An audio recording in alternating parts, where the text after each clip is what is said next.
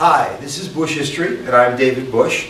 Today's topic is going to deal with World War I. It is topic 18 in this ongoing series, and there's a folder on my website, www.buschistory.net, with all the materials that I'm going to use here today, plus some additional supplemental materials. Anyway, this is going pretty well. I hope that it's working for you guys out there, but I'd like to get started here. So here we are. We're at World War I, which is approximately 2/3 of the way through the American history course. Once we get to the 20th century, the United States has a history that's interwoven with the rest of the world. So it's almost like American history of the 20th century is really a world history. And what's going to happen is I'm going to deal with it from an American perspective, but we're still going to deal with the rest of the events that are going on in the world. Somebody asked me if I could tell any jokes. I got an email about that. So here's a pretty simple one. So you got a bar. This is a standard bar joke. So 3 people walk into a bar. First one, the future. The future walks into the bar and looks around. Says, huh, it's a nice bar. The next guy, the past, walks into the bar. So the future walks into the bar. The past walks into the bar, looks around and says, hey, it's a nice bar. Finally, the present walks into the bar, looks around and goes, you know, it's a nice bar, but it's a little tense in here. Couldn't resist. Anyway, so getting back to the point, that was pretty bad, wasn't it? So getting back to the point is, United States and World War I. Before we get started with all of the details of World War I, I think it's important to think about who the United States is in 1914. Let's just kind of back up a little bit. We are in the middle of the Progressive era. The United States asserted itself at the end of the 1890s during our imperialistic phase. We are completing, or the Panama Canal has just been completed. Teddy Roosevelt was president for 8 years. Then we had William Howard Taft. We had the disputed election of 1912, and by disputed I mean we had 3 candidates, and we had Teddy Roosevelt going up against his good friend William Howard Taft, splitting the Republican vote and allowing Woodrow Wilson to sail into the presidency. And Wilson is inaugurated in 1913, and in 1913 we get the 16th and 17th Amendments to the Constitution and the Federal Reserve Act. So my point is that once we pass the imperialist phase of the 1890s, with the exception of the Panama Canal, we're thinking a lot about things at home here. Yes, we did a dollar diplomacy, and yes, the Great White Fleet did sail around the world, but Woodrow Wilson is less interventionist than Teddy Roosevelt was, for sure, and certainly less interventionist than William Howard Taft. Woodrow Wilson is concentrating on things at home. So in 1914, all hell breaks loose, and Woodrow Wilson has to make a decision. And he's going to take his time making that decision. It's not going to be until 1917 that the United States enters World War I on the heels of the Russian Revolution. I'd like to take a look at an introductory set of slides on this, so let me cue those up and I'll be right with you. This will be an introduction into World War I. There's only a handful of slides here before I get down to the very specific details, but it's worth taking a look at what's involved here, because World War I actually lasts from 1914 to 1918, but American involvement in terms of troops doesn't begin until 1917. Let's take a look at what's going on. This is a map of Europe at the beginning of World War I, and the 2 colors, the reds and the greens, are the alliances that occur at the beginning of World War I. You have the reds are the Central Powers and the greens are the Allied powers. Now if you notice, the Central Powers are dominated by Germany and Austria-Hungary, and the Allied powers have France, Italy, the United Kingdom, North Africa, and the like. And you would think that the United States is going to have to choose sides, because there's certainly a significant amount of Germans in the United States, and there's a significant amount of British and French in the United States as well. So that's going to be a tough situation for us to be in. who do we choose? Because if we choose to be allies with one, we choose to be enemies with another. And certainly, the different immigrant groups in the United States are pulling for us to choose their side. Now, the fact that there are so many countries involved in World War I is because of the alliance system. The alliance system, simply put, was a series of secret agreements between the nations of Europe that one would help another one, that they would help each other in the event of an attack or an act of aggression by a neighbor. The problem was these deals were secret deals, and one country didn't necessarily know who was going to jump in to help another country. It's kind of like a street fight where the principal in the fight, the first guy that jumps out in the fight, has a bunch of friends in the crowd and no one else knows it. And that's really what happens at the beginning of World War I. So it all kind of falls together very quickly as these alliances kick in. One of the things that's often spoken about with the United States entry into World War I is this idea of the Lusitania. Lusitania is sunk by a submarine probably 1,260 dead. Twice torpedoed off the Irish coast, sinks in 15 minutes. 15 minutes. Now look at the size of this ship. It evokes memories of the Titanic. And here are two X's, like X marks a spot where they believe the ship was sunk with torpedoes.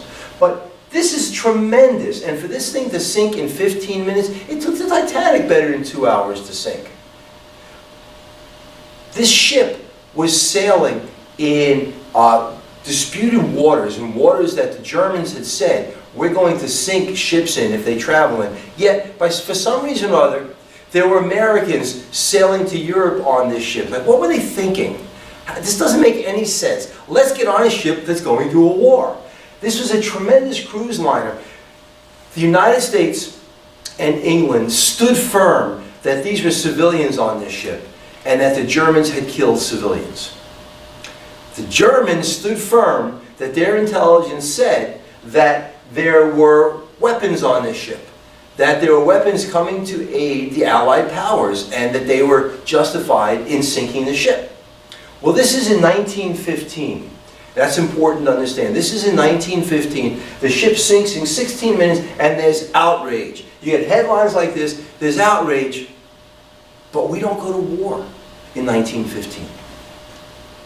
I sat through high school classes where my teacher said the Lusitania was the reason the United States went to World War I. Well, if that's the case, why did it take us 2 years? If we were so outraged that the Germans had sunk a ship and killed Americans and killed people who were neutral, why did we turn around and wait 2 years? Something doesn't add up here. Something doesn't make any sense. As it turned out, when they finally found the Lusitania in the 1990s, I forget the year, off the Irish coast, they found that indeed that she was carrying weapons. They have robot cameras that went down into the hold of the Lusitania, and they found biplanes, and they found artillery equipment. I believe they also might have found some tanks. So this idea that it was a passenger liner taking citizens on a vacation, absolutely ridiculous, absolutely ridiculous. But the public didn't know this. The public knew that a ship had sunk and that Americans had died. So the idea that the Lusitania was going to bring us into the war, not quite, not quite. We're outraged, sure. It's bringing up a lot of emotions at home, certainly, but it's not the Lusitania that brings us into World War I. It's this. It begins with, we intend to begin on the 1st of February unrestricted submarine warfare. We shall endeavor in spite of this to keep the United States of America neutral. In the event of this not succeeding, we make Mexico a proposal of alliance on the following basis. Make war together, make peace together, generous financial support, and an understanding on our part that Mexico is to reconquer the lost territory in Texas, New Mexico, and Arizona. The settlement in detail is left to you. You will inform the President of the above most secretly as soon as the outbreak of war with the United States of America is certain, and add the suggestion that he should, on his own initiative, invite Japan to immediate adherence, and at the same time mediate between Japan and ourselves. Please call the President's attention to the fact that the ruthless employment of our submarines now offers the proposal of compelling England in a few months to make peace. Signed, Zimmermann, July 16th, 1917. That is called the Zimmermann Note. And in that note, Germany is requesting that Mexico form an alliance. Take a look. When it says, you will inform the President, this is not the President of the United States. Again, I sat through high school classes where people would turn around and say that this message was for the President of the United States. No, this message was for the President of Mexico. The President of Mexico was not happy with America at this time. There were all kinds of border incursions going on. There's the Pancho Villa story, which I will show you in a moment, that really has him angry at the United States. And then the fact that Mexico will speak to Japan and get Japan into this. This is what causes the United States to enter World War I. The land that Japan will reconquer, what they're talking about there is this whole the whole southwest part of the United States that they lost in the Mexican War back in 1848. This is the land that they're talking about. So this is the Zimmermann Note. And in this note, it shows clearly that the Germans are trying to get an alliance in North America with the Mexicans and bring the Japanese into it.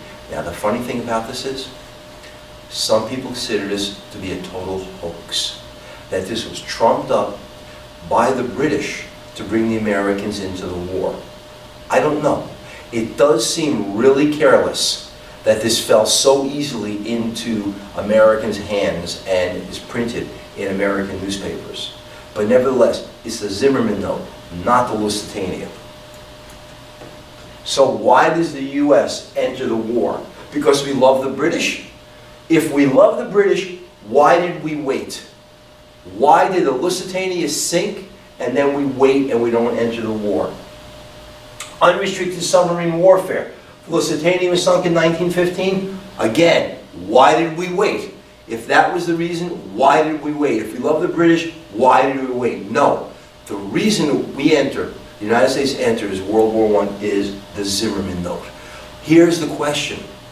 Is it real or was it fake? If we didn't enter because we were allied with the British and we didn't enter because of the Lusitania, what was going to get us to enter? Very logical. What's going to get us to enter here is fear that the war is going to occur on our own soil. So let's bring the Mexicans in. Do you think the Germans were that stupid? Do you think they were so stupid to send this communique and make sure in some way or other that we found out about it? It's a very hard one, but that's why all through this course, I say continually, take out your crap detector. If it smells bad, it probably is wrong. This one smells bad. This Zimmermann Note, I'm not saying it's false. I can't prove that. All I'm simply saying is it's very convenient that it ends up in American newspapers, and shortly after that, we're going to enter World War I. Now, why would this have even been a possibility? Let's take a look at what's happening in Mexico with Pancho Villa. So the story of Pancho Villa is kind of an interesting story. This Mexican outlaw, if you like, is staging a series of border raids across the Mexican border into Texas. And President Wilson's reply to this is to get General Blackjack Pershing, to go and try to capture Pancho Villa. Pancho Villa thought this was all pretty interesting, and he hired a Hollywood film company to come down and film him as he made these incredible raids across the border into the United States. Now, why would this happen? Why would Pancho Villa start to try to attack the United States with this small group of vigilantes or terrorists? Why would this be such a big deal? Let's take a look. 1911. The Mexican Revolution leads to Francisco Madero, a popular democratic reformer. So Madero becomes president of Mexico in 1911. Follow the flowchart, move along. In 1913, Madero is murdered by his good friend and aide, General Victorio Huerta. Victoria Huerta. While other countries recognized the Huerta government, Wilson refused. Wilson said, this guy killed Madero. We're not going to recognize him. Move forward. A power struggle ensued between Huerta and Venustiano Carranza. The U.S. supported Carranza. Certainly, we're going to support the guy who's going to try to overthrow Huerta, who overthrew our friend. So now Carranza's in power. In 1914, a dispute involving U.S. sailors in Tampico caused a small U.S. invasion. So we send a small amount of Americans into Tampico. Anyway, 19 Americans dead, 126 Mexicans are dead. The U.S. helps Carranza overthrow Huerta. So we help Carranza overthrow Huerta, who killed Madero. So now Carranza's in charge. He's our guy. He's the guy we pick. The beginning of a failed American foreign policy to install governments. We move along. Anti-U.S. demonstrations result. So these demonstrations against Carranza and against the United States. Carranza refuses American democratic reforms. He doesn't want to be a democratic leader, he wants to be a dictator, and threatens to confiscate our property. Oh!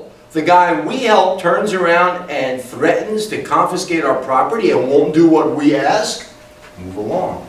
So, we support an effort to overthrow Carranza by this guy, Pancho Villa, who was an ally of Carranza. Wait, you getting a pattern here? So, we're going to support Pancho Villa while he tries to overthrow Carranza. Okay, let's install a new guy.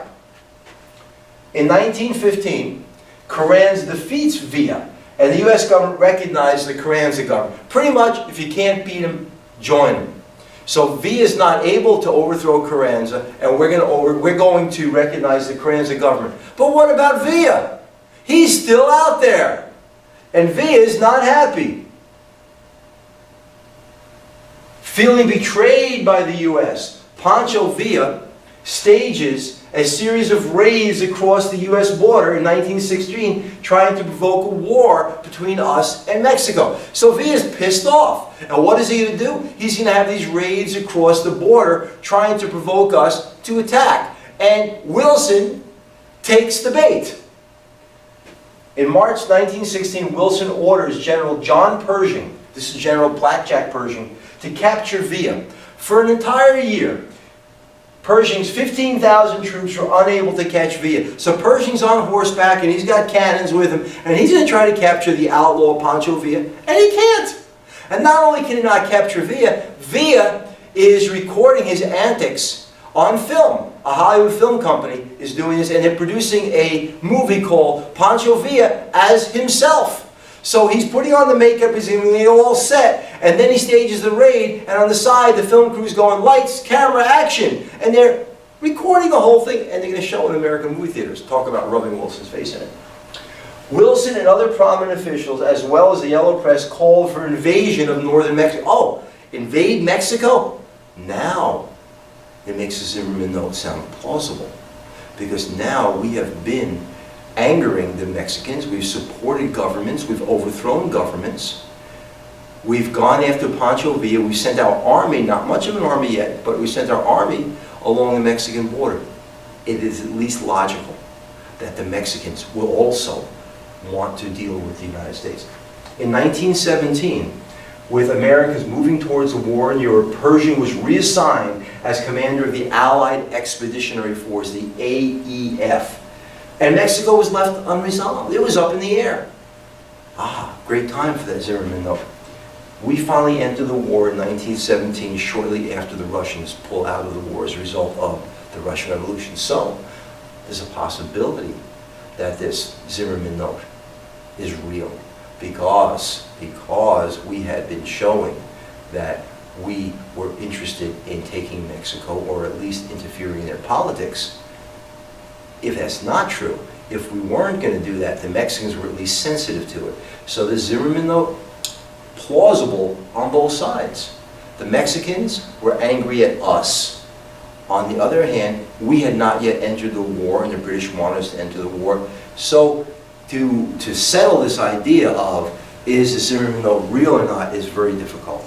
There are arguments on both sides. I want to take a look at this in much more detail now. That will be the next segment here. So I'm going to pause here and I'll be back with the second segment of this presentation. All right, I'm back now. Now you've seen the background to the U.S. getting involved in World War I. I'm going to take a look at much more specific information now. You have the picture, and I'm simply going to fill in details. Once again, it's Bush History Topic 18. You can get this information at www.bushhistory.net.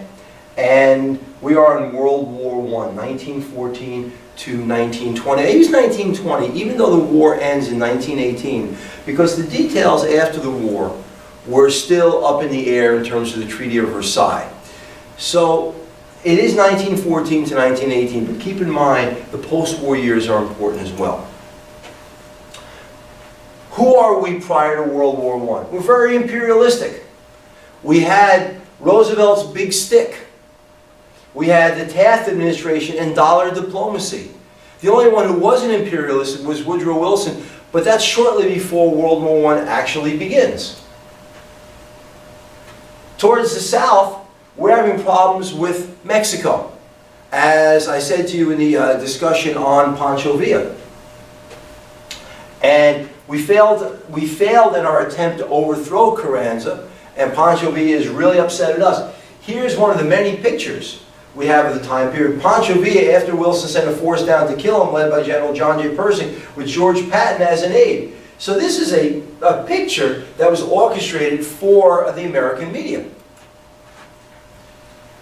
Now, World War I begins. Again, this is American history, so I'm not going to go into all of the smaller details at the beginning of World War I from the American perspective. Just June 28, 1914, we get Archduke Franz Ferdinand of Austria-Hungary is assassinated by a Serbian national. There was a border dispute going on to begin with, and now the Serbians have killed an Austro-Hungarian. This is a really big deal. It's an Archduke of Austria-Hungary in line to the throne, and there's going to be a lot of complex negotiations, and it's not going to matter. Pretty soon, Europe's going to be at water. Initially, the U.S. was somewhat split over who we were going to join in terms of which side. It's going to take us 3 years to finally choose our position here. Here's a picture of the assassination of Archduke Franz Ferdinand, best known for a really big, boofy hat. This area, by the way, of Europe is called the Balkans. The Balkans come together after World War I and then again after World War II during the Cold War. And lately, the Balkans have once again broken up into many small countries. America rids itself of the elusive hyphen. Once the war began, there was a PR effort in the United States. And that PR effort was really an idea to change Americans from calling themselves Italian Americans and German Americans, and just call themselves Americans. Because prior to that, they had a dual identity. Now, I know we still do that today. I know we still hear the term German American, or African American, or Italian American. I get it, but there was an attempt to rid us of things like that.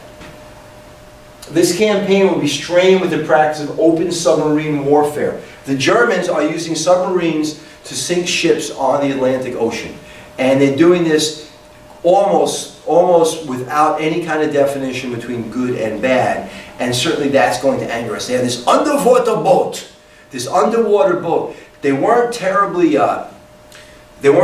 comfortable. They were cramped. But the Germans had the state-of-the-art at the time. They were using them to sink ships on the Atlantic Ocean.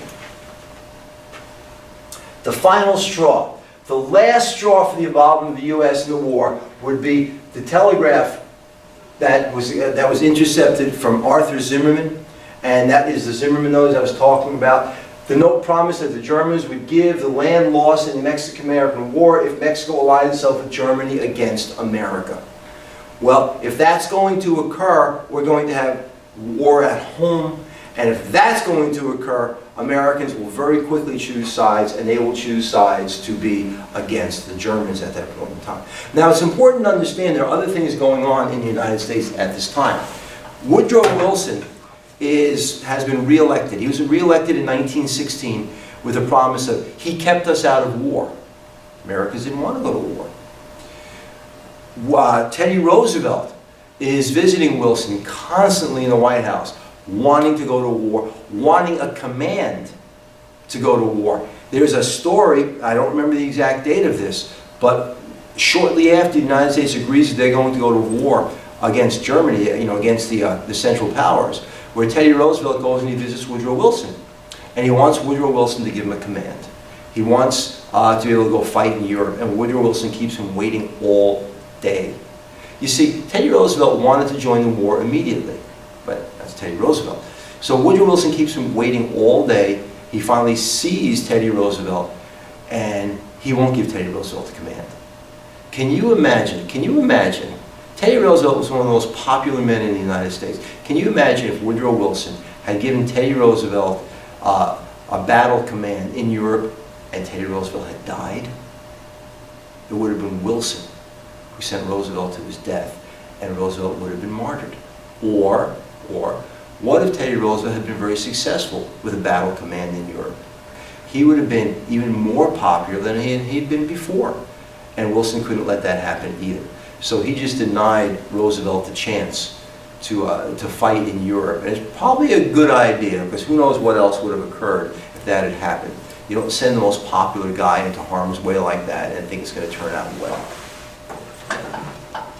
So, we declare war on April 6, 1917, and after we declare war, the Committee on Public Information is going to be developed. And that Committee on Public Information is really going to disseminate information to the American people about the war, and it's going to be a propaganda machine. Doughboys. Doughboys are the American soldiers. The American soldiers that are part of the Allied Expeditionary Force. Now, they call them doughboys for multiple reasons, and I have yet to figure out which was the correct reason. Some people say they called them doughboys because they wore a belt like a baker would wear. Some people say they were called doughboys because the hats looked like pie pans. Some people say they were called doughboys because their buttons looked like pie pans. It doesn't matter. They were called doughboys. Those were the American soldiers in World War I. Now, it's interesting to note that the war has been raging through 1914, through 1915, through 1916, and it isn't until the fall of 1917 that the Americans really get involved, and the war is over in 1918. So are we important in the outcome of World War I? You bet we are. You bet we are. We are the big kid on the block. We are the kid with the big bat, and we are going to use it in World War I. So, our army was relatively small at the beginning of the war, about 200,000. So Wilson introduced the Selective Service Act, and all males between 21 and 35 are eligible for the draft. Now, in order to avoid what happened during the Civil War, which is when our last draft was, where people could buy their way out of the draft and all the controversy that occurred with that, that was against the law here. You could not avoid the draft because you had money or status in the United States. If your number was called, it was called, and away you went. Now, there were deferments. Deferments are ways you get out of the draft. The way the draft lottery worked was, every day of the year was assigned a number. And it wasn't 1 through 365 corresponding to the initial date. They would take a big drum and they'd put every birth date in it.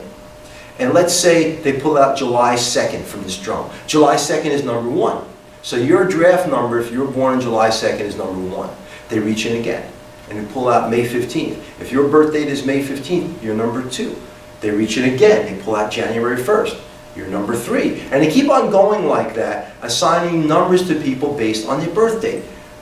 So, it didn't mean everybody who was on July 2nd went and fought, because now there are deferments. If you were married, you might not have to go. If you were involved in an industry necessary for the war effort, you might not have to go. So even if your number came up, you didn't necessarily have to go. But you could not buy your way out, which is very important. Of 10 million who registered for the draft, eventually 2.8 million were called up. That is a very large amount of people to call up very quickly. Because remember, they called up within a span of 1 year. The group would become the American Expeditionary Force, not the Allied Expeditionary Force I mentioned before. Anyway, my mistake, which would be led by General John Blackjack Pershing. And he became the leader of American forces in Europe. So the guy who couldn't catch Pancho Villa is now going to lead American forces in Europe. Obviously, we're going to have to find a way to supply all of our troops with the supplies that they need. And industry is going to get involved in this. And that means somebody is going to make a lot of money at this point in time. A large surge in manufacturing occurred. Wilson created the War Industries Board. The War Industries Board and the Food Administration, these are both government agencies to oversee the production and distribution of our resources. The War Industries Board is going to oversee production of wartime goods and instruments of war. The Food Administration is going to oversee rationing of war. And we're going to, rationing of food, I should say. And we're going to start to have things like victory gardens, where people are going to grow their own food so that they're not taking food produced by the farmers. That food is necessary to go help our soldiers fight and win World War I, because they need the food too. Anyway, the War Industries Board is going to be headed by this guy, Bernard Baruch, and the Food Administration is going to be headed by Herbert Hoover. So you got big guys running these things. It is very much a socialized economy during World War I. The government is in charge of what is being produced and how it's distributed. In 1919, the government will continue this trend of regulating the entire sectors of industry with helping the creation of the Radio Corporation of America. Now we're going to regulate the radio industry. The radio industry is in its infancy during World War I, as radios are starting to be used to disseminate information. They're starting to be used in the battle, in the battlefield. After the war, radio is really going to become a very big deal in the United States, and it's going to be regulated by the United States as well. Kind of like the grandfather of the Federal Communications Commission. So now we have to control behavior. And we're going to get the Espionage and Sedition Acts passed in 1917. These two acts are going to make it illegal to do anything to interfere with the war effort in the United States. And they're going to curtail freedom of speech. The Espionage Act is just what it sounds like. If you do something to interfere with the war effort, you are going to be put on trial and you're going to be convicted and sent to jail because they think you're aiding and abetting the enemy. The Sedition Act is going to be passed to reinforce the Espionage Act, because if you do anything that is disloyal, you can be put in jail as well. Sounds a lot like the Alien and Sedition Acts under John Adams, and they are similar. They are similar, and the big case for this is going to be Schenck versus the United States, and also Eugene V. Debs versus the United States, as they're both going to speak out against the war. Schenck is actually going to distribute these leaflets, encouraging people not to register for the draft. And he's going to be arrested for distributing these leaflets. It sounds like a clear First Amendment situation, but Chief Justice Oliver Wendell Holmes is going to rule in 1919 that there was a clear and present danger, and that Schenck had interfered with the United States' ability to fight the war effectively.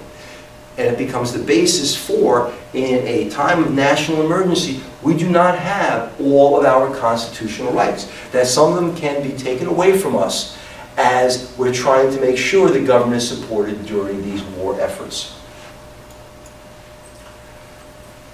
Labor is going to be very important during World War I, as we need a huge labor force to help us fight the war, to produce what we need to fight the war.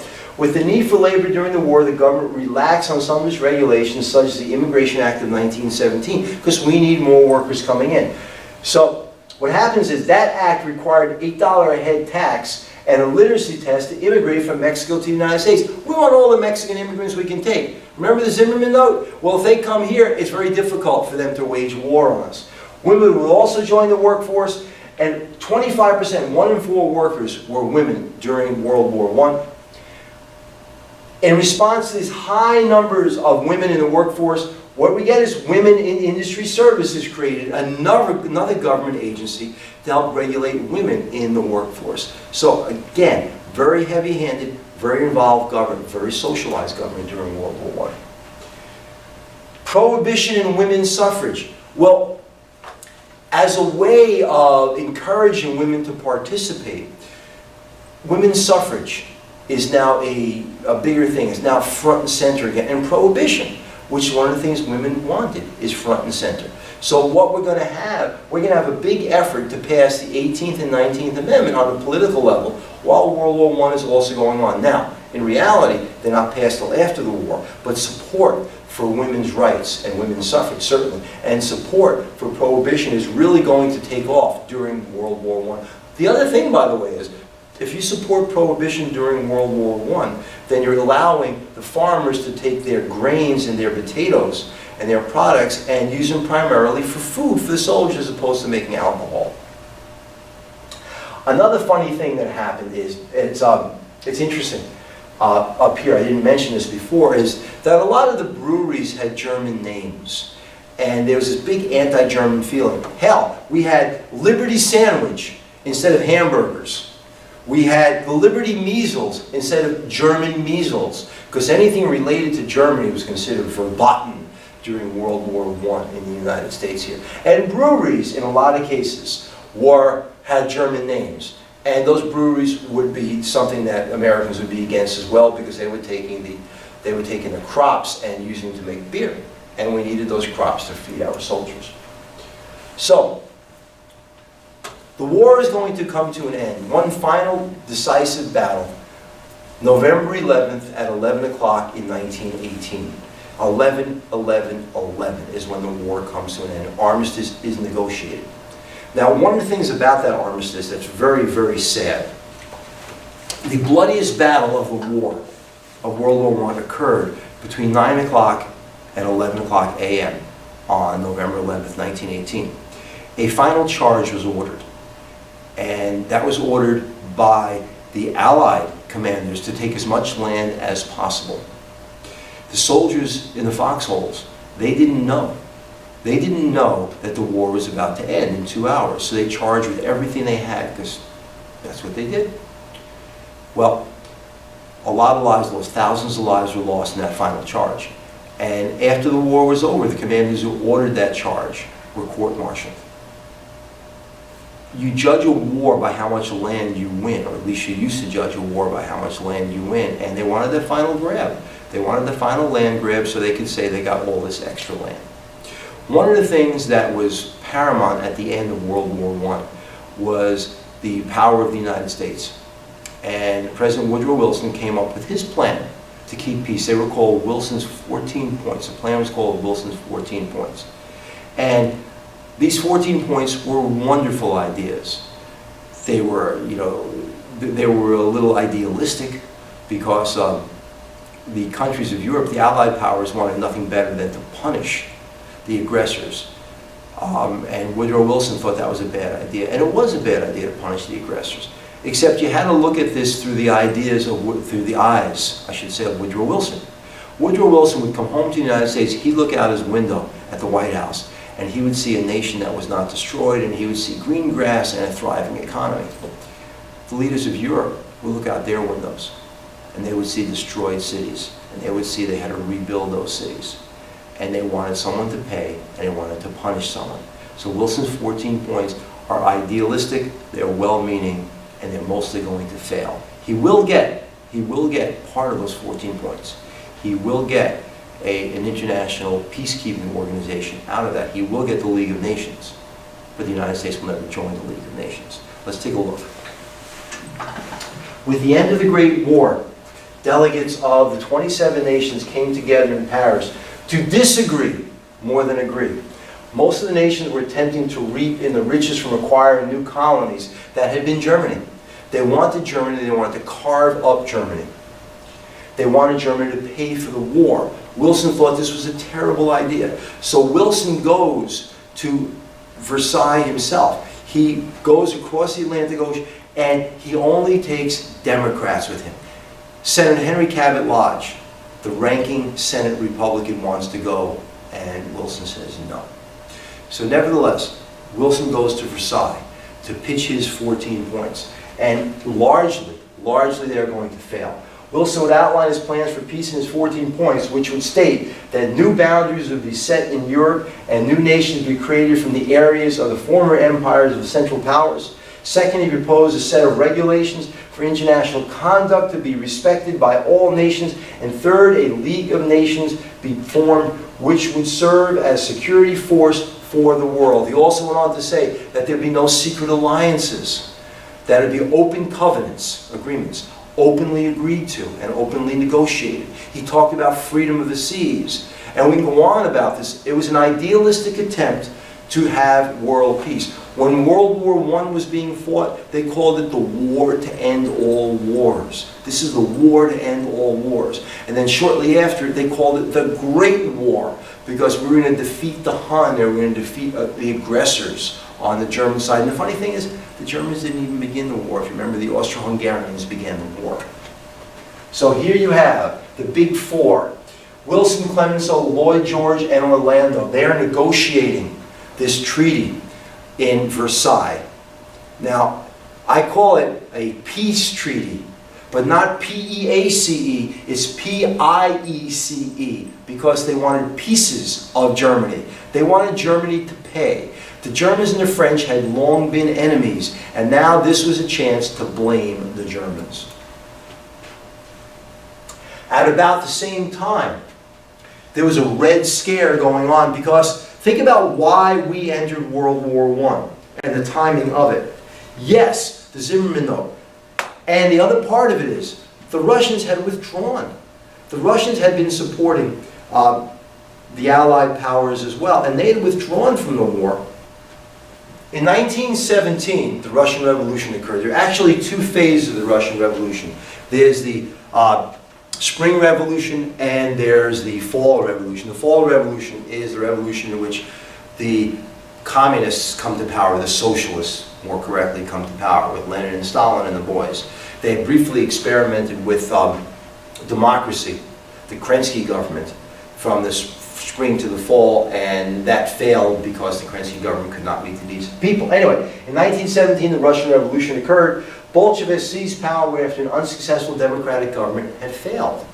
Well, there was a fear that these Bolshevik ideas of overthrowing the aristocracy would spread throughout the world. Lenin based his ideas on the teachings of German philosopher Karl Marx, who basically wrote Karl Marx wrote the Communist Manifesto and said that the workers should unite, they should throw down their chains, and that they should overturn the capitalists.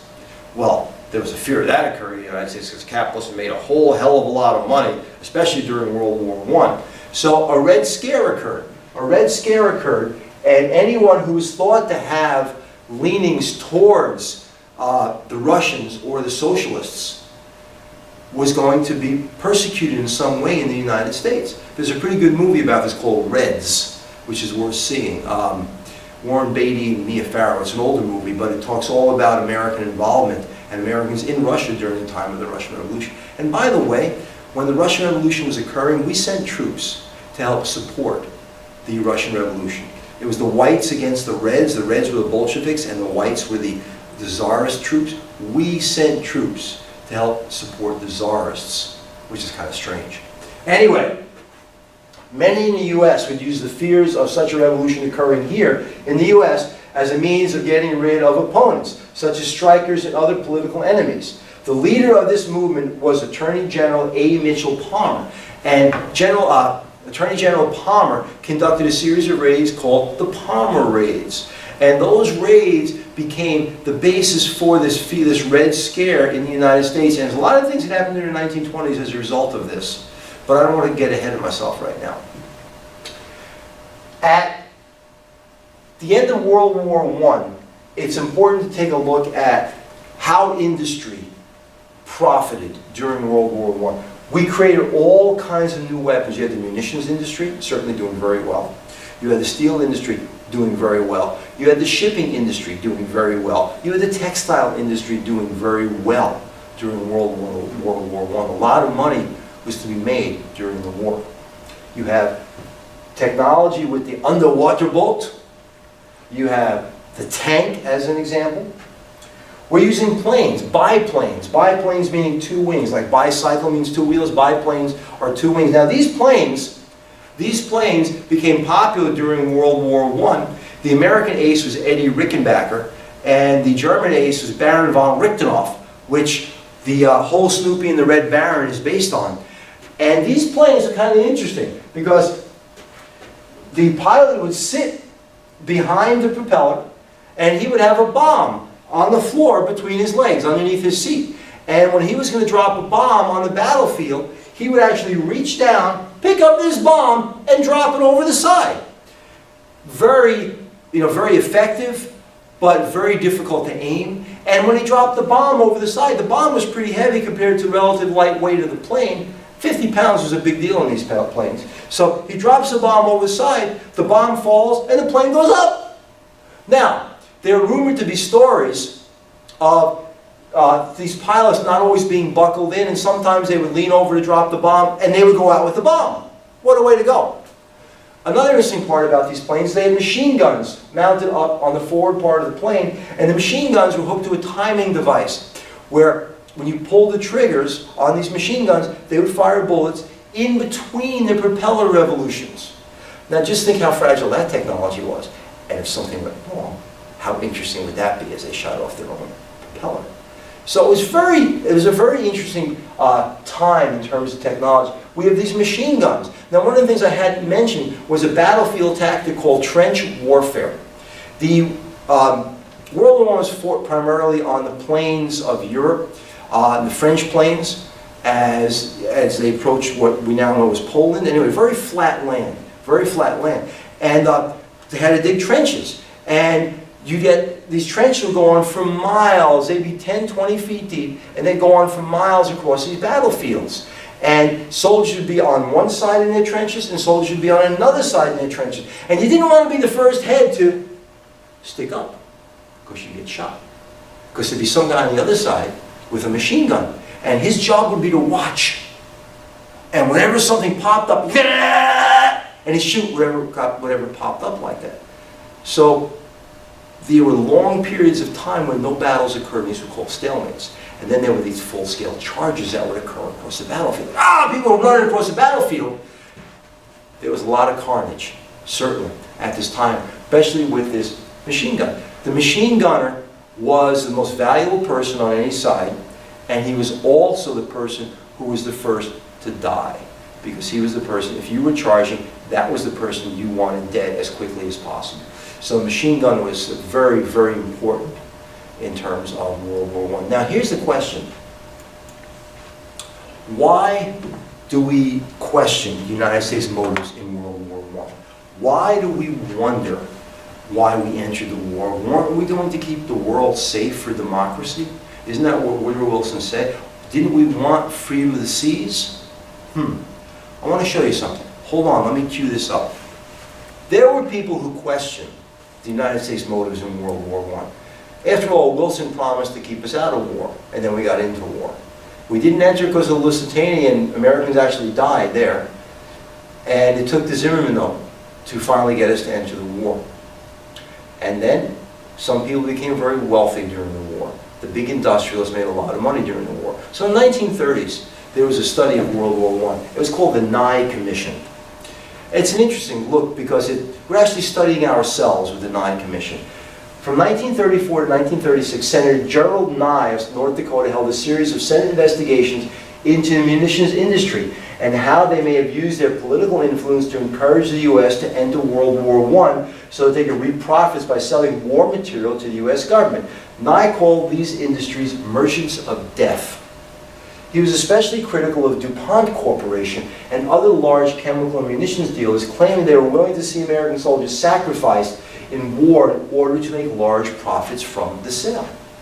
So this is the Nye Commission report. This is not the whole report, because it goes on for a very long period of time, so lots of pages. But let's take a look. Report of the Special Committee on Investigation of Munitions Industry, the Nye Report, U.S. Congress, Senate, 74th Congress, 2nd Session, February 24th, 1936. Pages 3 to 13. Findings. Roman numeral 4. The effect of armaments on peace. The committee finds, under the head of the effect of armament on peace, that some of the munitions companies have occasionally had opportunities to intensify the fears of people for their neighbors and have used them to their own profit. In other words, the munitions companies were flaming up the spirit of war and emotions of war.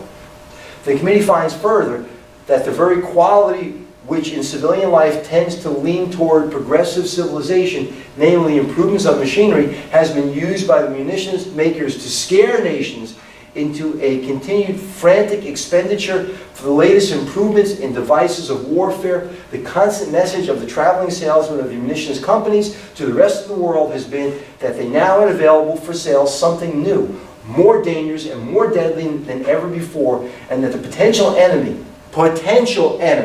was or would be buying it. So what's happening? You have the industrialists scaring people and scaring nations into going into war so they can provide them with the tools of war.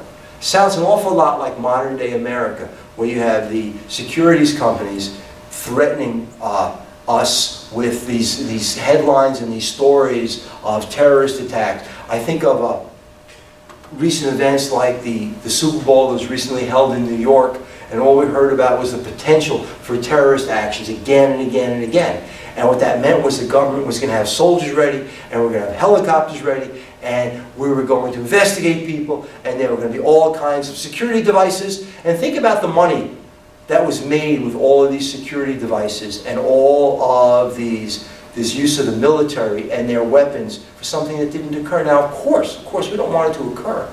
But that's exactly what the Nye Commission is saying. Let's scare people. If we scare people, they'll buy what we make. Meaning, the Nye Commission concludes that we entered World War I not because of a real idea that we could be attacked.